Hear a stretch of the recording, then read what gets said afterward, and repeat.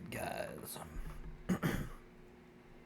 This one I've been kind of pondering on for a little while now.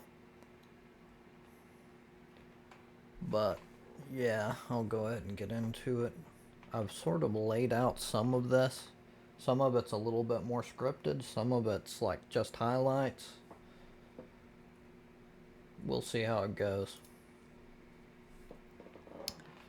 So, Peter Singer is huge in ethics, as he should be. It's strange that this is such a, or that it was a groundbreaking thing, that it was this new, like, unheard of message, because it's so simple and so obvious once it's been pointed out. So in 1972, Peter Singer gave his work, Famine, Affluence, and Morality, which is what all of this is based on. He's defended it numerous times since then.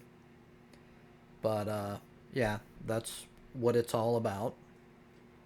So the book lays out a solid argument that affluent people are morally obligated to donate far more resources to humanitarian causes than is considered normal, at least in typical Western culture.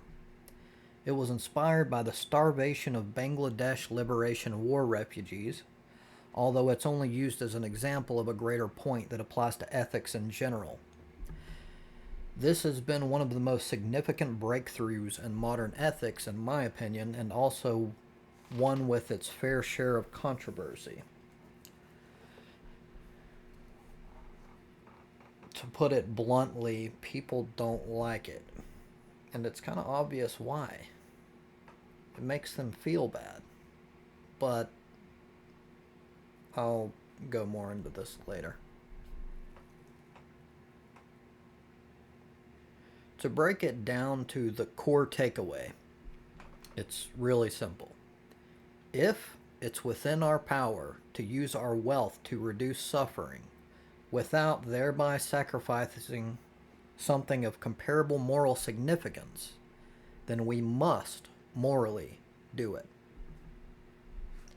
Again, if it's within our power to use our wealth to reduce suffering without thereby sacrificing something of comparable moral significance, then we must morally do it.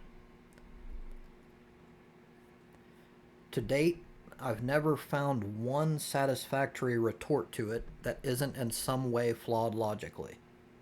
Not one.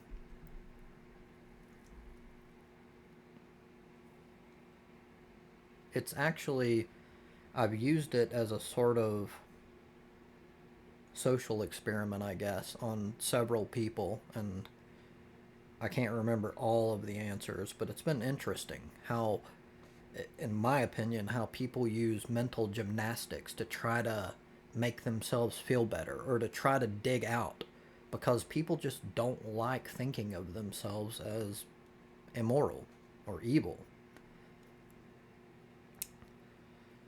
So,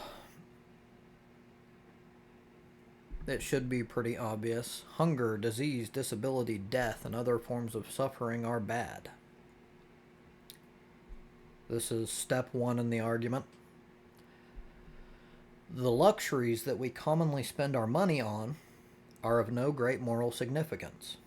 That's part two. And both of these should be pretty cut and dry, very obviously true.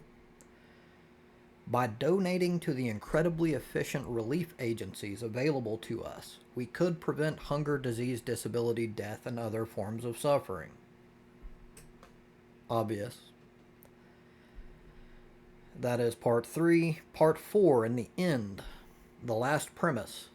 Therefore, we must morally donate the money that we spend on luxuries to relief agencies.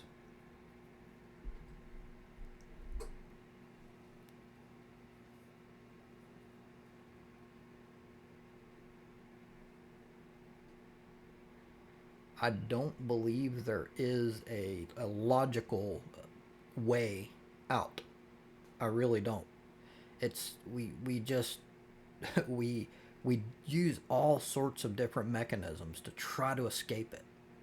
Because in the end, we all want to feel like we're good, at least mostly. Anyhow, I'll get into this a little bit more. So, in Famine, Affluence, and Morality, he brings up a drowning child analogy to kind of illustrate his point. Its inaction is clearly immoral if a child is drowning in a shallow pond and someone can save it but chooses not to. This is clear, like really obvious in how society would react to that. Like, you can imagine what people would think and what people would say if they found out that were the case, if it were you, who was the person who could have saved the child.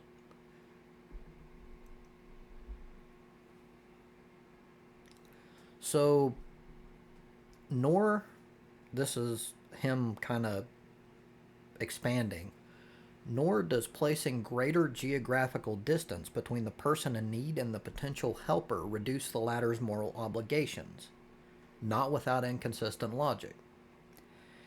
Yet proximity seems to allow a buffer to guilt in our society, even though we're long past the times when proximity was a major factor. Like in the past, there could be months, sometimes even more, before people would even be aware of suffering in other locations. Uh, just because of the technology available. But we're long past that. That's no longer an excuse. It's not defensible. So, yeah, I'll cap it off with some quotes by Peter Singer himself. Quote, "It makes no moral difference whether the person I can help is a neighbor's child 10 yards away from me or a Bengali whose name I shall never know 10,000 miles away. The moral point of view requires us to look beyond the interests of our own society. Previously, this may hardly have been feasible, but it is quite feasible now. From the moral point of view, the prevention of the starvation of millions of people outside our society must be considered at least as pressing as the upholding of property norms within our society."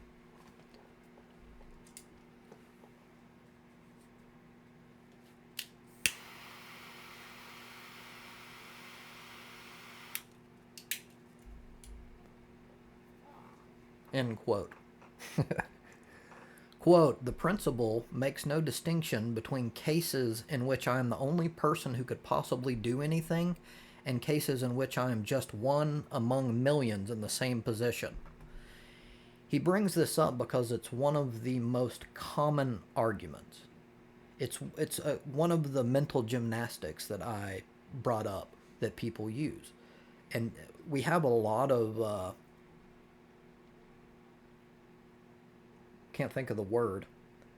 We have a lot of like data already on the psychology of people feeling like it's not their responsibility in situations where there are many onlookers or even just a few, because somehow the other people not doing something relieves them of that burden. But that's not logically sound. It doesn't work that way. So, final quote. "People do not feel in any way ashamed or guilty about spending money on new clothes or a new car instead of giving it to famine relief. Indeed, the alternative does not occur to them.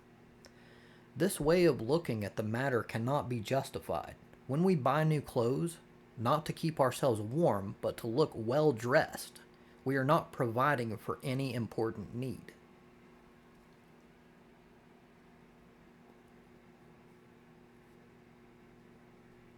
And you can apply this to all sorts of other things. Coffee. Nearly everything we do. Uh, a vast majority, at least. And, I mean, it applies to me. I'm not in any way trying to act as if I'm superior, because this all applies to me as well. I'm just as guilty as pretty much everyone else. But he's right, logically. And that's the thing. That's what I think we need to grapple with. Even if we don't change, I mean, we should, but even if we decide that we're going to basically be as we are, we should at least be mindful of the, I don't know, the heaviness of this, of what this means. Like, it's big. It's important. It's something that we need to be aware of. It's something that we tend to not think about, and I think a lot of it is just like convenience. We don't want to think bad things about ourselves, but if his premises are correct, we're pretty much all evil. And I believe his premises are correct.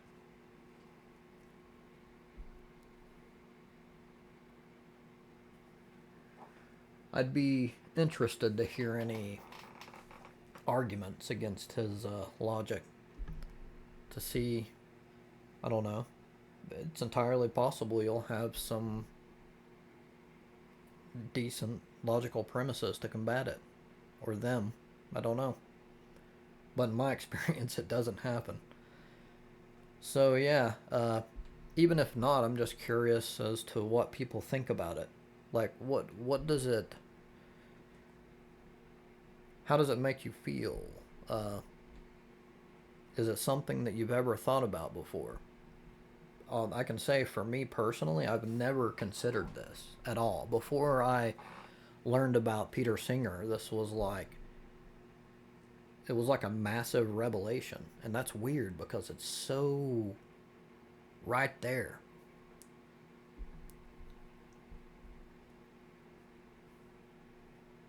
And the implications are huge. Thank you for your time.